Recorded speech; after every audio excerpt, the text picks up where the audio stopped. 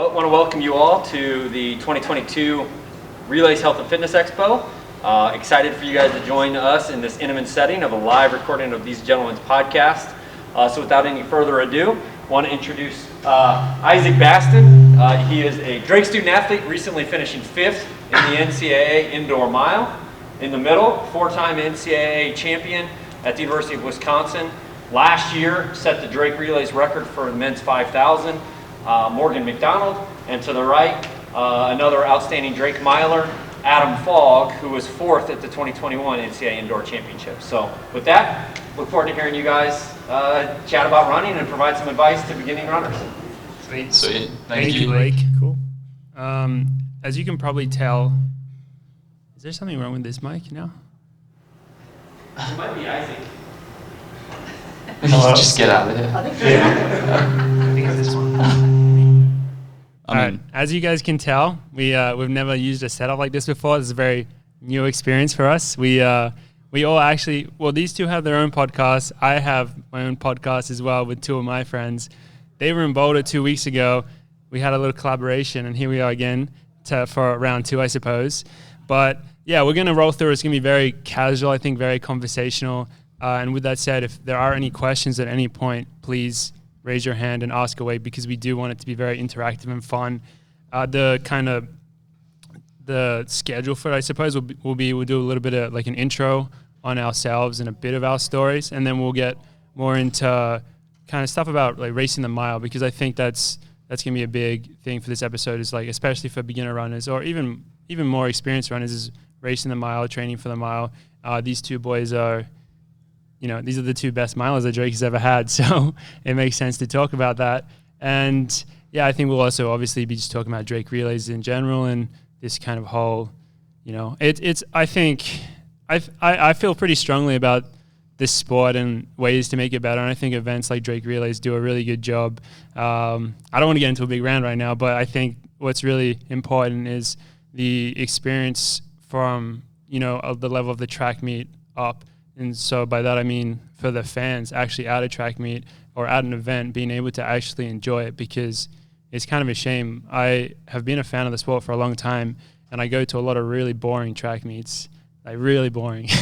And so I'm like, well, if I'm very invested and a massive fan of the sport and I find it hard to enjoy a track meet, well, clearly something is wrong there. And so personally, when I think about that, I look at ways to make it better, and I think something like this, where you have, these are participation events, you have, especially with Drake, because the town, puts on all this cool stuff around it, just ways to draw excitement with the track meet at the middle of that, I think is like, that's the way to go, I think. Sorry, I didn't mean to get into that now, but it just happened. So if you don't know who I am, my name is Morgan McDonald, as Blake said. I don't have much of an accent anymore, but I'm actually from Australia. But I came over to America in 2014, and I ran at the University of Wisconsin for 5 years. I had some ups and downs there. Lucky enough, in my final year, I got it all together, and I won a few NCAA titles. And then I was able to be lucky enough to go professional. I signed with Under Armour. I ran with them for, I want to say, 2 years. Obviously, it was a weird time because I finished in 2019, and then a year later, all the COVID stuff. So it was a weird time. After being with Under Armour for a couple of years, I changed to a brand called On Running, which you might have heard of. It's a kind of up-and-coming Swiss brand. And we have a team called the On Athletics Club, which is based in Boulder, which is where I live now. As a pro, there's definitely it's been hard. It's been pretty tough, but I did manage to make the Olympics last year. So that's probably my biggest achievement, I would say. And another big one was coming back to Drake last year. I raced it once in 2017 as a college kid. I did the 4x-mile. You guys racing the 4x-mile? Distance medley. Yeah, DMR. Really? Yeah. Yep. So we did the 4x-mile in 2017 with Wisconsin. It was really fun. I came second. I got my butt kicked by Josh Thompson, Oklahoma State, which kind of sucked. But it was a great race. Relays are always so fun. And then I got to come back last year, which is really cool, because that was in that time where it was coming back from COVID and the seasons were weird. And this was a really cool race, the 5K last year. I managed to win, break the record, and it was just a very fun. That was my season opener, I think, for outdoors, and it was fun. Blake was giving me the stats yesterday. I think maybe 6 or 7 people went under the previous meet record. You guys probably saw it, like Nico Young, I believe, set the under 20 American record there. So it was a very cool race to be a part of, and now I'm lucky enough to be back here. But enough about me. I think these are the two Drake boys. I don't know how we want to do this. Do you want to give a little intro on yourselves and where you're at? I'll just because it's hard to talk about yourself sometimes. I'll say I remember when I went for a run with these guys like 3 weeks ago when they were in Bold. I was like, what was the school record of Drake in the mile before you guys came? Because these guys, you probably saw, they made, both of them were at NCAAs in the indoor mile. And if you're following the NCAA right now, it's just, it's a whole new level. So if you're even qualifying for NCAAs, it means you're an absolutely amazing athlete. And Drake, I mean, there's been some really good athletes to come through Drake, but Drake isn't typically, a school that has people in that indoor mile at NCAAs like every year. So these boys have have come along and really have been pushing, doing stuff that's literally never been done here before. So it's really cool to see. But maybe Basten, you want to go first and just give a little backstory on yourself? Yeah, so I'm from a small town in Minnesota called Buffalo. It's like 30 minutes west of Minneapolis, but I've been kind of like into the running scene now since like my sophomore year of high school. I'd say that's like right when I got into it. And really for me, that was just like quitting all the outside sports besides running and like really just focusing on it and giving it a try. And I would say in high school that definitely paid dividends. Like I was good in high school. I wouldn't say I was like outstanding in high school, but I did win a state title my senior year, which was awesome. And then coming to Drake, like my freshman year, I feel like I really just hit a skid. Like I wasn't really getting that much better. And it was kind of just frustrating because I feel like I was putting in a lot of work, having like really, really good workouts, but like the workouts weren't necessarily like showing in races. And like, I feel like all runners deal with this at like a certain point in time, but that was really bothering me. And it took me kind of a full year to like get over that, to like finally like have my workouts translate into races. And then I would say when that happened was probably Drake Relays outdoor last year when I was a 347 1500 guy and a 415 miler, and I decided I wanted to be 343. So that got me like into like the legit conversation, and like that was like my regional qualifying time, which was awesome. And then ever since then, I feel like the workouts have been getting better, and then the workouts have really been translating into races, which is like that's a really big deal, and like that means like finally the work's paying off. And so that's kind of like my story. And I mean, I placed 12th in the outdoor mile last year, and then I made indoor this year and placed 5th in a really tactical race. Like I lost by 0.2 seconds to the guy that won. So that was a crazy race. I've learned a lot from it, and I've learned a lot about tactical racing and just racing in general from that. But there's obviously so much more to come and so many more Drake Relays to experience. So yeah, that's the first major part of my story. Take it away, Fog. Yeah, funny you say that. This is me and Basten's third year at Drake, and this is only going to be our first proper relays experience. So, it's kind of flown by. We both came over in the fall 2019. Miller in the crowd, he was on the team at the time. He graduated last year. But, for me, similar to Morgan, I grew up in Australia. Running in the NCAA is something that is very appealing, I think. Going through high school, almost like wherever you are in the world, like you see what's going on in the NCAA. And, I thought it would be a great place to be to kind of continue my running journey, essentially. Coming out of high school, I hadn't really run quick enough to make that happen. So I started university in Australia, and then I started running a little bit quicker early in 2019 and late 2018, which kind of opened up the opportunity to come over to America. Over I came to Drake. It's kind of been a really good experience, a bit of a weird one because of Corona. I was back in Australia like all of 2020, but overall it's been a great time. Basten and I and the rest of the boys at Drake have gelled pretty well, I think, and the training we've done over the last few years and the races we've been able to put together under our head coach now, Jay Colaseus. It's all been really good. So heading into relays, we're both in the 1500. I don't know if is there a 4 by mile as well? I think there is. Okay, yeah. We're running the distance medley relay. So we are in the 1500 on Friday night, the college one, and then running the distance medley relay on Saturday. So, looking forward to it. Yeah, can't wait to experience the proper relays, I guess. So, yeah. Very cool. Yeah, so that's the story so far, which these boys both started in 2019, which is a very hard time to start as a college athlete. I was very lucky that I graduated before all the stuff happened and all the seasons got skipped. It's a really weird time now, but they've obviously come out on the other side and they've made massive improvements and they're crushing now. What are your guys' mile times? So I'm 356.6. Yeah, I'm 356.1. One. Yeah, 1. I should know that. Yeah. You should know that. It's just wild to think that it's impressive, but it's there's just so many great milers right now and you guys are just chopping it up with them and it's awesome to see, but the standard is just so high now. But I think we're going to get more into talking about the mile in general because hopefully a lot of people listening to this are racing the road mile. Have you guys ever done a road mile? No. Road miles are fun. They're really hard. I don't think so. Yeah. Have you, Basten? No, I've done a lot of road 5Ks, but yeah, never the mile. Yeah. So it's obviously different to racing on the track, but at the end of the day, it's the same distance, so it's not that different. Sorry. So if you guys, this is a very basic question just to get the discussion going. How would you guys say that you like to train as a miler? Because there are obviously a lot of different ways to go about it. Yeah, I can touch on this briefly. I think before coming to America, I was very speed focused, and I think, Morgan, you can probably agree with this. Like in Australia, everyone's kind of very speed focused, and you're doing a few pretty hard workouts a week, fairly low mileage, just kind of running hard all the time, but not running that much. So coming over to America, I never really ran more than about 50 miles a week, but I was doing like 3 pretty fast track workouts a week, basically.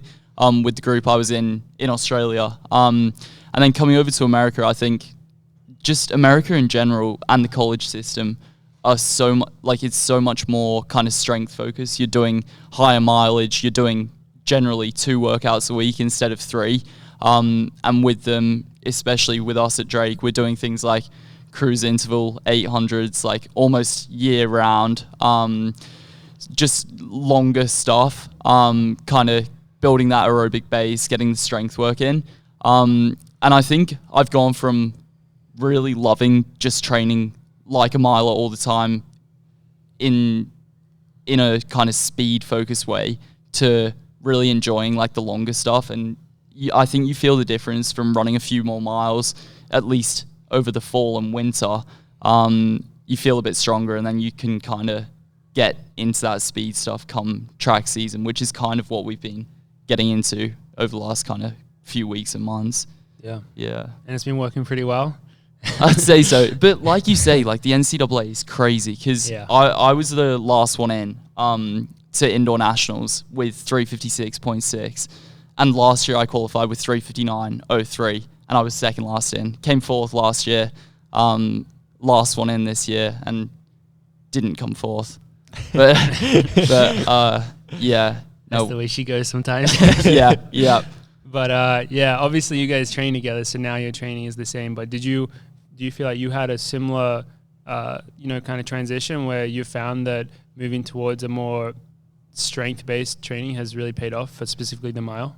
Yeah, I would say like the same stuff benefited me for sure, but like even though we're both milers, we're really different runners. Like you're more of a strength-oriented runner in general. Like he likes to get out and then he likes to just burn the field and beat everybody before the last lap, and I'm the exact opposite. I like to hang in the back until the very end and then see what my sprint speed can do.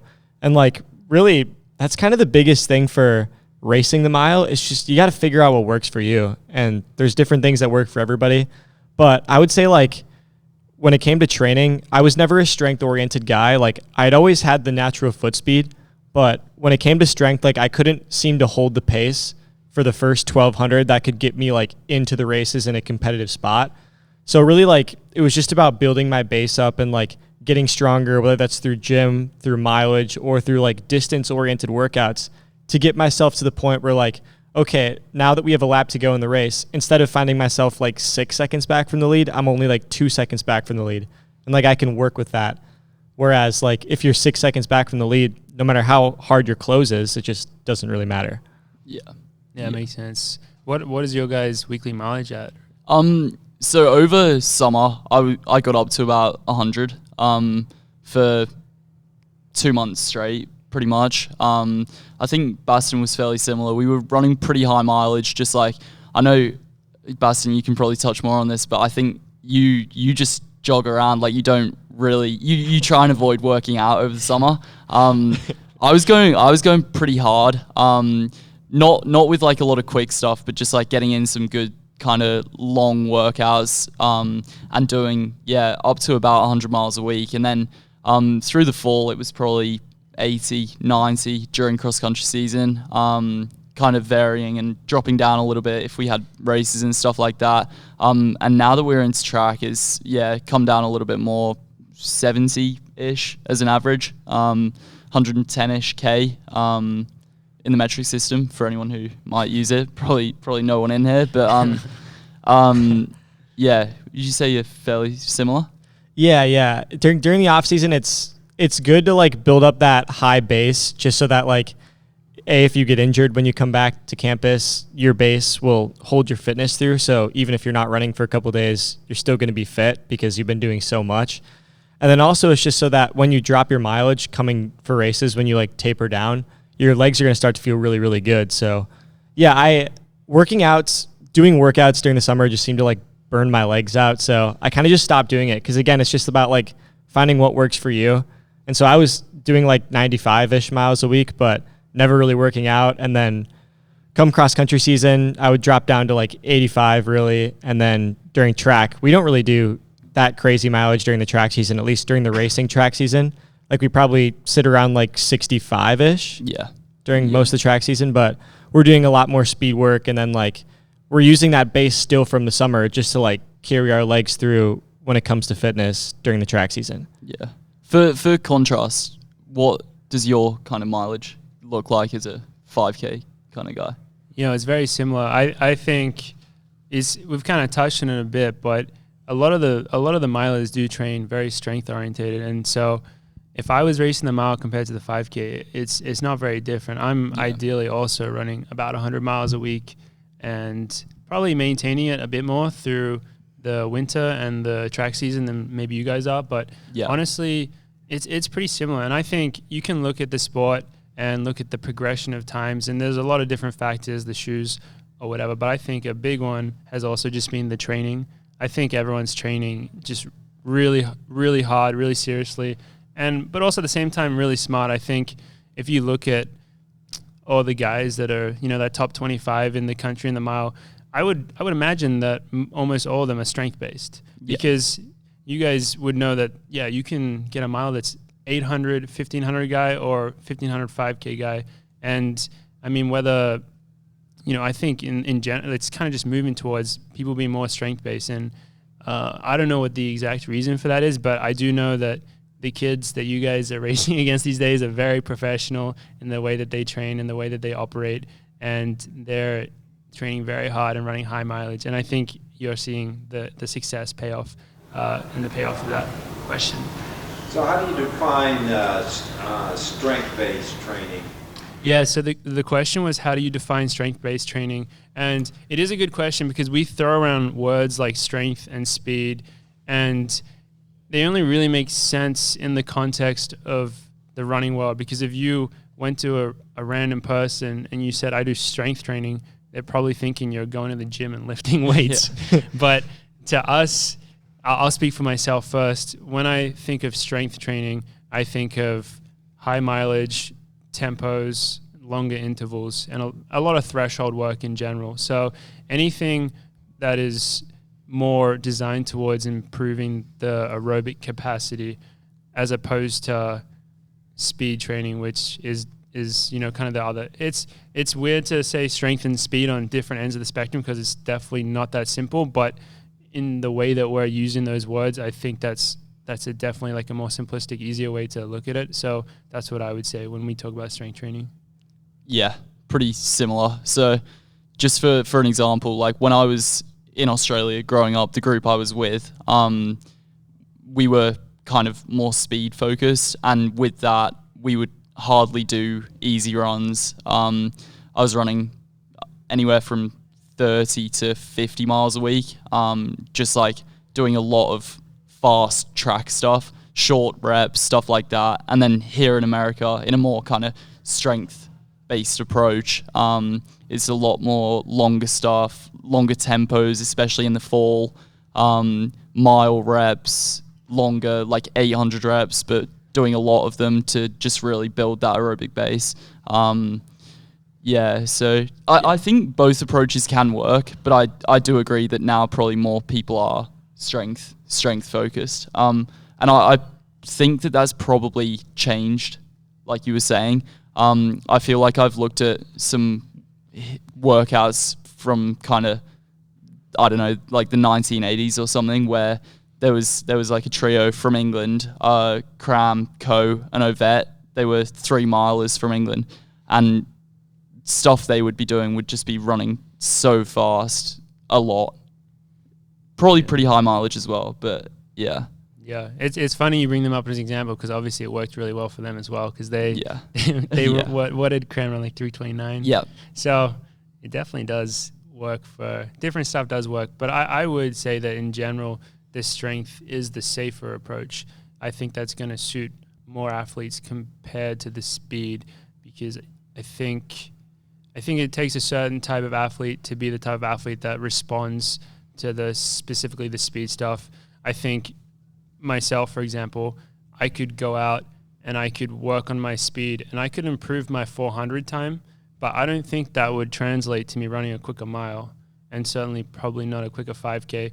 Whereas I think if you were to take the opposite viewpoint and you were trying to improve a bunch of athletes' 10K times or their ability to threshold, that would probably translate to more success in the mile, I would say. So I think it's just a safer approach, and there's just more room for this. It's almost easier to do if you take a college team.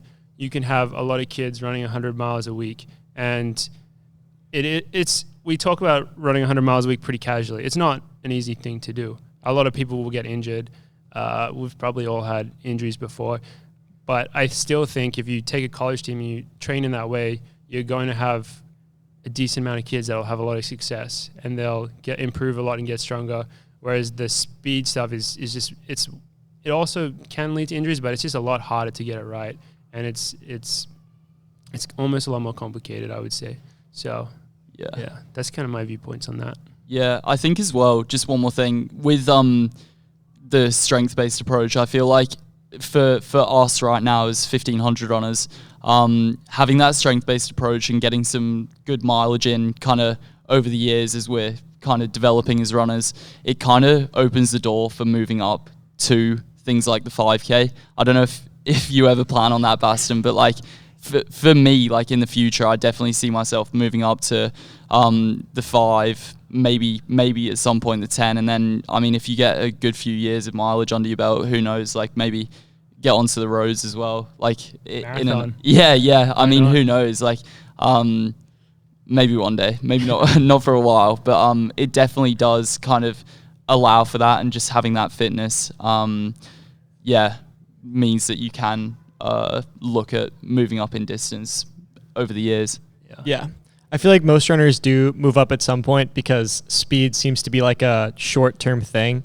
Like you have that natural speed like from when you're 18 to like when you're 23, 24. And then after that, it's like, all right, everyone moves up an event now. Yeah. Because the strength and the mileage they've done for those years, and like the bases they built every summer for 7 straight years, like you can use those to move up an event.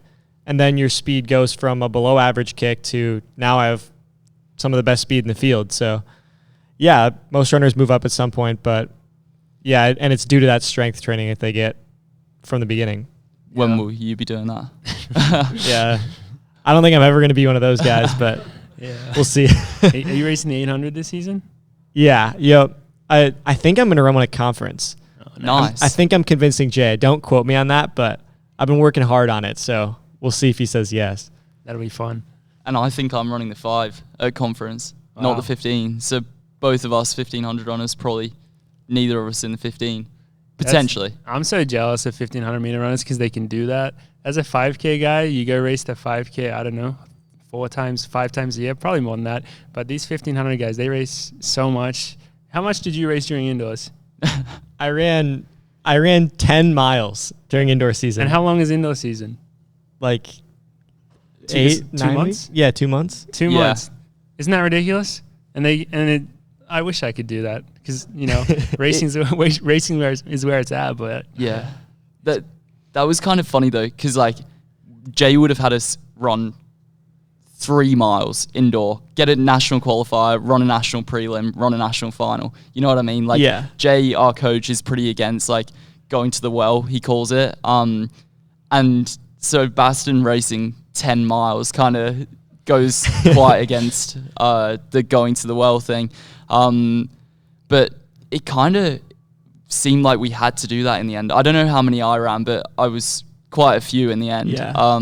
And it was like I ran 3:56.6 in January. And when I did that, it was like NCAA number 5, I think, top 16 qualifier. And it was like, that's the qualifier out the way. And then as the weeks started going by, I got passed by 8 guys in one race from a meet in Nashville. That was nuts. And it was like, oh God, like we're going to have to go to another meet. So we went to Arkansas. Basten ran 3:56.1. I ran a 3:57. So it was like, we got to go again. so Basten paced me at conference. It just ended up being bit of a lengthy, hard indoor season, running a lot of mile races. And in the end, I got in with the original time that I ran, but it didn't seem like it would. I got, pretty lucky. But it's that was really nuts. tough. It's so stressful, the whole qualifying process for indoors. Outdoors is a little bit nicer. You don't have to run as quick of a time, and you get to go race at regionals to qualify, which at the end of the day, I think we all just really enjoy racing rather than running times like that. So I think that's a better way to do it. One more question about training in the mile. Do you guys have a specific workout which you like to do during the season at a certain point, maybe near a race, which is the workout that's like, all right, we want to try crush this one, and if we do that, we know we're ready to go race? Yeah, lately we've been doing these workouts beforehand where we do 500 and then a 300, where we get a really short break in between the 500 and the 300, and then we get a long break after that 300. So we treat them as like sets, and we'll do like 3 sets of that 500, 300, and we'll try to run that like just quicker than our mile pace, or like at our mile pace, just so that we get our bodies used to like running with that lactic in our legs. Because when you're running like the last 200 of that 300 after like no rest after the 500, man, it hurts really bad, but it's like that exact same pain that you get when you have 1 lap left in the mile.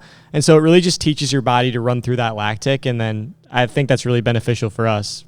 Yeah, for sure. I agree. And I think that workout specifically is definitely a good one, but I feel like leading into a race, if we're, Jay loves keeping a little bit of tempo stuff in there, and I feel like the culmination of kind of weeks, like stacking good weeks together and keeping all the workouts kind of fairly consistent, just mentally gives you a bit of confidence that you're fit and ready to go. Another one we do similar to that is like going into a mile race is something like 600, 1 to 2 minute break, depending on how generous Jay's feeling, 400, and then the same break, and then a 200. So it's kind of like broken 1200s. Those 500, 300s are kind of like broken 800s. You're running a hard 500, really short break, and then a hard 300.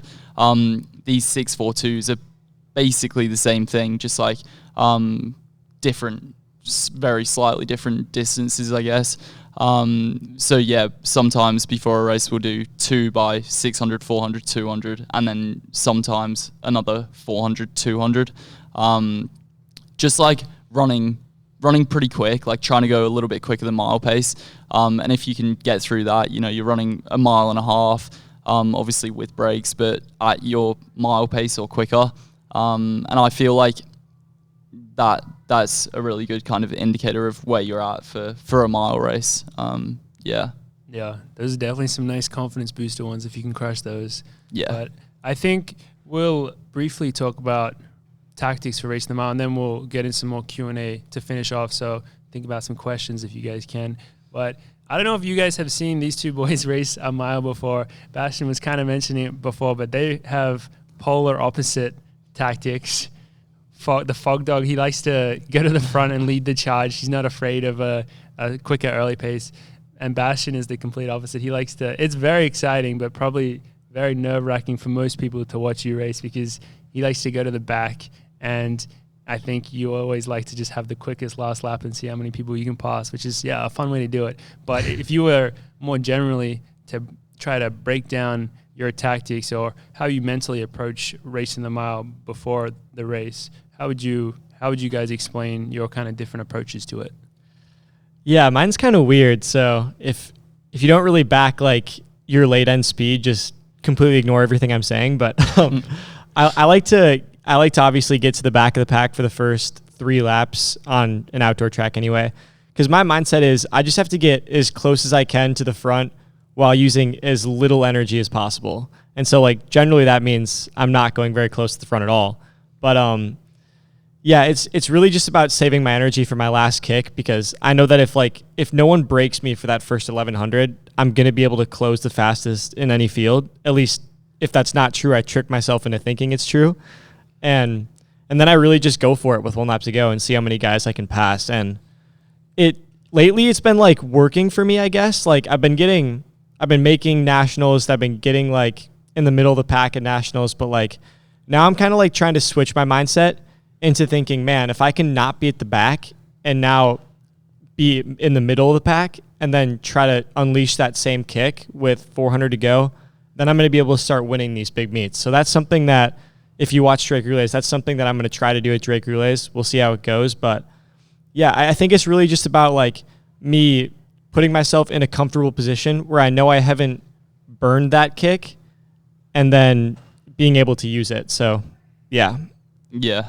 No, definitely. I have a bit of a different approach just because, I mean, I feel like I've got decent closing speed, but it's definitely not quite on the level of someone like Basten. If he's anywhere near you with 200 to go, you're probably going to be seeing the back of him come the finish line. But yeah, for me, like in a mile race, say, if there's a pacemaker, which quite a lot of the miles and 1500s we do have a pacemaker who goes out the front and kind of sets the pace, so that, you know, the actual leader of the race is kind of tucked in behind and they're not working as hard to bring the field through. If there is a pacemaker, I like to generally get in either right behind the pacemaker or, you know, 1 or 2 spots back, depending on the race, obviously. But I'll try and kind of keep it fairly honest and just kind of keep it moving so that it doesn't come down to a kick as much as I can. And yeah, I mean, sometimes it pays off. Other times I end up like pretty tired come the last lap. But it's kind of with my ability as a runner, I feel like that's kind of the best option for me to kind of make it a quick race, instead of having a fairly slow tactical race and then making it a burn up over the last few hundred. Yeah, that makes sense. The other question I want to ask, similar to that, because that's a little bit more the physical side of it. How do you mentally, you know, break down a race? Because I haven't raced as many miles, but I can tell you for the 5K, for me, for example, I think it's always really important for me to break it into a couple of parts. So the 5K, I always look at it as 3K.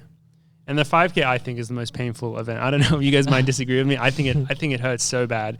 But so this is what I do mentally to try ease the pain, or at least get through it, I guess, because you're not going to be able to ease it. You want to lean into it. But the 3K, I try to be as relaxed as possible. And then the 4th K, I know it's going to suck so bad and you have to push through it. And then I get to the last K and you're just putting it all in. You're just all out in that last K. So that's how I like to mentally break down the 5K. I'm definitely counting those laps to get the 3K as relaxed as possible. And then, you know, really embracing the pain from that point onwards. Do you guys have similar tactics in a mile race? Yeah, reasonably. Honestly try not to think about it like too much, and in a mile or a 1500 I feel like it goes by so quickly. You haven't got as much time to think really and think about the pain. I did 3K indoor, and that was so painful, like that it was just under 8 minutes, and it like was the longest 8 minutes of my life. But yeah, for a mile or a 1500, I feel like the first lap is always kind of a blur. You're trying to get out hard, get into a good spot, whether that's somewhere near the front or right at the back. You want to find yourself in a decent spot where you're comfortable.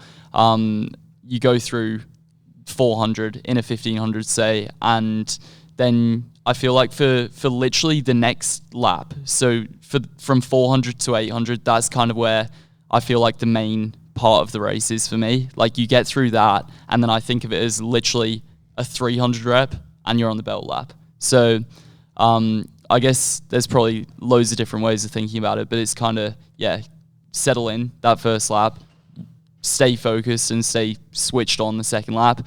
And then once you're 800 in a 1500, you have a 300 rep essentially, and you're on the bell lap. So, and then come that bell lap, you got to just try and do as well as you can, close as hard as you can, and yeah, place as high up as you can. Yeah. I think the one like advantage I have of like going out in the back is I get to see everything, and like I like to be looking at what's happening in front of me, because I feel like that's probably the biggest advantage you have of being in the back. And so like right when I get out, I'm looking for right away if the race is strung out. And by strung out, I mean like if like the first guy's behind, or the second guy's behind the first guy, third guy's behind the second guy, like if everyone's kind of running in a line, or if everybody's kind of running in like a big box group, and then I'm like right behind that. Because if people are running in a group, then you can kind of assume it's probably going to be a slower tactical race, and you're probably going to have to make your move a little bit earlier in order to beat everyone, because then everyone's going to have that kick. But then if it's a string, the one thing to look out for is sometimes divides happen in the string. So like a group of 5 might break away from the second group of like 5. And then you got to make sure that if that's going to happen, I got to find a way to get myself from last to the back of that string of 5. So it's kind of just like looking, seeing what's happening, and like saying, all right, like if I use a move right now, is it going to be worth it? Or if I wait a lap, do I think that this group is still going to all be together? So yeah, it's kind of just like thinking on your toes and really just like hoping you guess correctly. Yeah. Yeah. That's funny, because it is one thing you said is you have to make the move to cover those gaps that open up, but you only have so many moves to use. So it is an interesting game that you play, not wanting to waste those moves. But yeah, definitely some cool different tactics here. I think that's maybe it for now for talking about the mile and stuff. Do we have any questions out there? So when you were talking about the 500 and 300 workout, so what kind of rest between the 500 and the 300, and then break in between the two?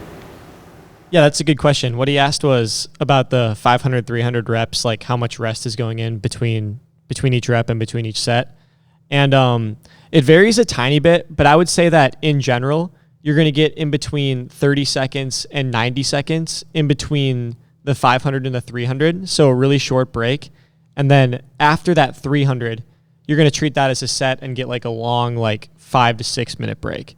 So like in between that 500 and 300, you're kind of just like getting your body ready for more pain, or just like catching your breath really quickly. And then after that 300 is where you're like, okay, that was a set. Now I'm going to chill for a minute. So yeah. It's pretty nerve-wracking. Like we did a workout yesterday where we did a bit of this kind of stuff. We started off with a 4K tempo on the track, just running around like at a solid pace, like just tempo kind of, I don't know, what is it, half marathon pace maybe? It was like something like that. 450 per mile, I think. Yeah.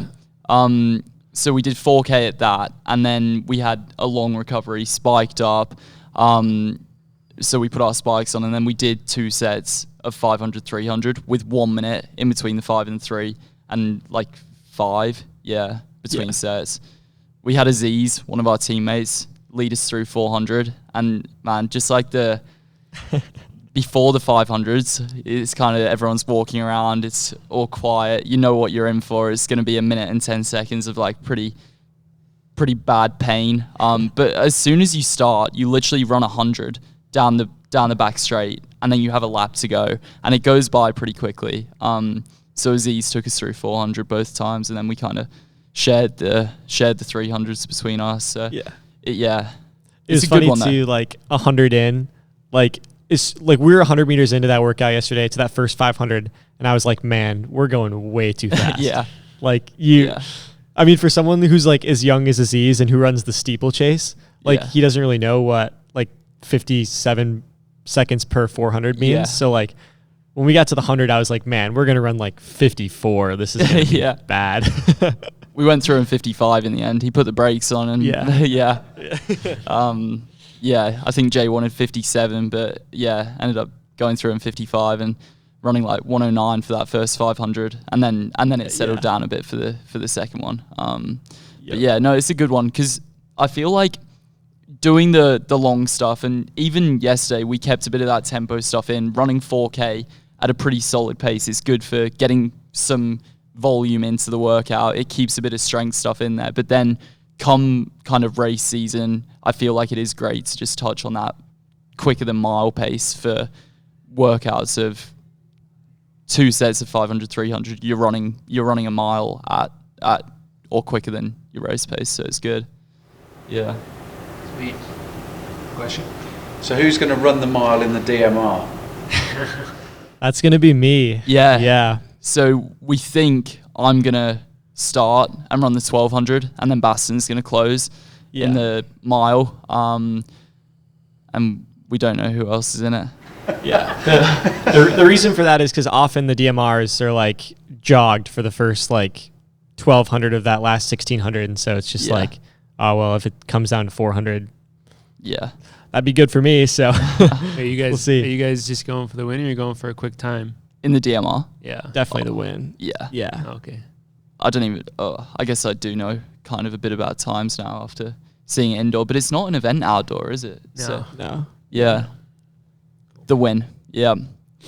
Any other questions? Morgan, can I ask what your race targets are for 2022? That is a good question. So I'm hoping to be back for the second half of the season, which means probably over racing in Europe, because that's kind of where all the races are at that time of year. But yeah, I've come back from a pretty big injury. I guess the biggest injury of my career. Last year, I sprained my ankle in February, and it was pretty bad, but I ran through it because I had to. Well, I didn't have to, but I really wanted to make the Olympics. And by the time I got to the Olympic start line, I still had a bad ankle, but I also had a stress reaction in my pelvis because just a combination of the training, but obviously running through an ankle injury that was as bad as mine was. The worst thing about it was it changed my form a lot, and so I was compensating and just not running nice. So I ran the Olympics, didn't go very well. I took a bunch of time off. I got like a PRP injection done and all that, and I've just had a pretty slow comeback. It's been difficult. I've had some ups and downs. Getting my form correct again has been really hard, actually. So I've had a few different things, and then I got COVID like a month ago, and it actually like hit me pretty bad. So I obviously would love to be back racing as soon as possible, but health is by far the highest priority right now for at the moment, and then also going forwards. Hopefully I can run for as long as I can, and I can create a good foundation for that right now. So yeah. Thanks. Yep. Question for Isaac. Did you have one race or one experience or one conversation that put you over that edge of finally realizing that you were going to, be aggressive about this running thing and that you had it in you to move up to the next level and be one of the top dogs? That's a great question. Yeah. So he asked if I had one specific race or one time where I kind of like knew that I was going to be like at the next level or like going for it. And I would say that happened 2 weeks before Drake Relays. We had the small Drake hosted meet called the Blue Oval Classic. And Fog actually paced me. I was a 4:12 guy at the time. Mile. Yeah. I'd run like 4:12 in the mile like 7 times in a row since being at Drake. So that was a bit frustrating. Yeah, you can imagine. But Fog agreed to pace me for a 1500 at the Louisville Classic. And I was really just kind of hoping to improve on what the equivalent would be the 4:12. So like I was hoping to run like 350s, like just like for sure solidify myself as like, hey, I've gotten better since COVID started. And Fog, I kind of just stuck right behind the pacer that race, which is Fog, and he took me through, was it 1100? Yeah. It was at the bell, and then he took me through 1100 at a pretty quick pace, and then I was able to close in like 61ish or 60 and run 347, which was huge for me because 347 is like equivalent to 405, 406 in the mile, and so like that was a huge PB, and then like that time would qualify me for top heats in like most races. And then so once I ran that time, then I knew, all right, like now I'm going to be able to like tuck in the back of the pack at these high quality races and just like try to hold on. And then 2 weeks later at Drake Relays, I cut another 4 seconds off of that and ran 343. And then all of a sudden I went from a 4:12 miler to going to regionals. So that was kind of just like when the transition happened. Like I feel like I knew it was in me for a while because I was working out at that ability. I just hadn't like shown it yet. And then finally, like, so I'd say it was a culmination of finally getting the opportunities post COVID to be able to do that and then capitalizing on those. Sweet. Any other questions? Yeah, I've got one. Go ahead, Nick. Adam, you had mentioned some of the legendary British runners growing up that you admired, but who are some of the other professional runners or Olympic guys, maybe more recently, that you guys have admired or maybe like tried to model? You both have different styles. You say like I run like this guy, and so I really enjoy watching him race. Yeah, it's a good question. I don't know. I follow running pretty seriously now, and I don't know. To be honest, like I don't really feel like I base my race strategies on like someone specifically. I feel like it's just kind of I do it because it's what I feel like I have to do. But I feel like as runners in the running world, everyone kind of looks up to even people like Morgan. When we went to Boulder, like running with people who you know are better than you, have been at the professional level for a while. And it's cool to be able to like interact with them and like know Morgan pretty well now, stuff like that. But then obviously as well, we watch all the high level meets and see people like, I don't know, Jakob Ingebrigtsen, all the top level runners, like I guess in a sense, like you look up to and you want to get to that level one day. There's no one like specific who I think is like my idol really right now though. Yeah, you know what I mean? It's like, yeah, when at the better you get, that you kind of stop looking at it like that. I would say, but yeah.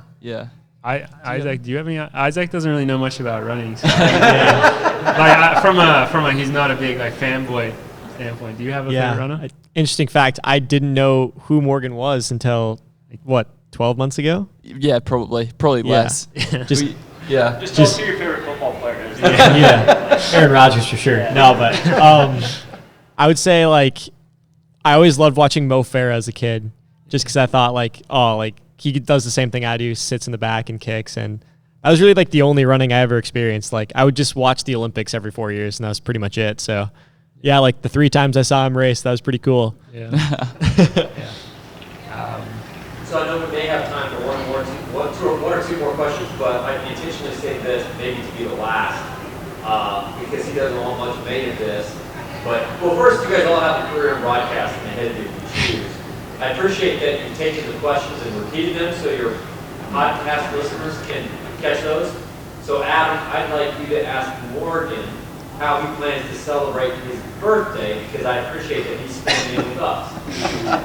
What are you doing tonight? Big plans? Yeah. He's back to You gotta ask him. Today's his birthday. Yeah, happy birthday, Morgan. Thank you. 26. 26, yeah. Probably not too much. Fly back home to Boulder for the birthday today. It's kind of crazy that I've spent this birthday and last birthday right here right here, because when I raced the 5K, that was on the exact same date as today, so that was pretty cool. But yeah, I think we're gonna celebrate it tomorrow with my teammates and all that, and just have some fun. So yeah, nothing too crazy though. We're pro runners, so we're pretty boring. But yeah. But yeah. Any final question? No? Well, with that, thank you very much for everyone that came and listened to us. I hope that you guys got something out of it. This is going to be edited a little bit and uploaded online if you want to go back and look at it all. But yeah, thanks for having us. Thank you. Yeah, thank you guys. By the way, if you're ever interested in like training and what we're actually doing, I know me and you post on Strava pretty much everything. Basten is a little bit up and down with Strava, but it's all on Strava. Check it out. Yeah. Thank you. Sweet. Good stuff.